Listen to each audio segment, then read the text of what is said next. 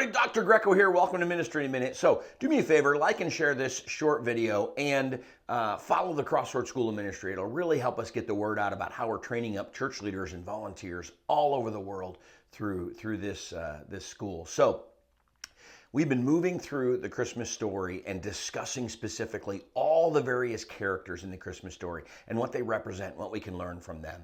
And today I want to handle a character who's not really talked about much, but I think he's important to mention. At the end of Luke chapter 2, Jesus is presented in the temple because that's what Mary and Joseph were supposed to do, present him in the temple. And it says there was a man there named Simeon.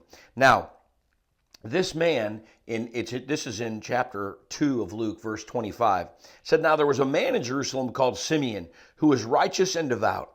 He was waiting for the consolation of Israel, and the Holy Spirit was on him. It had been revealed to him by the Holy Spirit that he would not die before he had seen the Lord's Messiah." Now, there's a little humor here. He sees Jesus and basically says, okay, I can die now. The guy's waiting to go to heaven, which is another lesson in what our attitude should be about this temporal world versus the eternal world. But what I think we learn from Simeon is steadfastness. And that's another word for patience. It's a slightly different word. But I think we live in a world where we want instant results. I think we live in a world where we're not always willing to put in the work and see results down the road. And what God says is, I want you to do the right thing at the right time.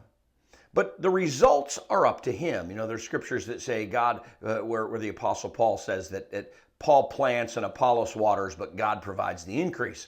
Meaning we all have a role to play. We all have something to do, but the results might not be on our time. They might be on his time. Our job is to remain steadfast, to continue to serve and love and give and do the things we're supposed to do because we know that God is going to fulfill his promise. Patience, steadfastness. That's what we learn from Simeon in the Christmas story. We'll see you tomorrow for another Ministry in a Minute.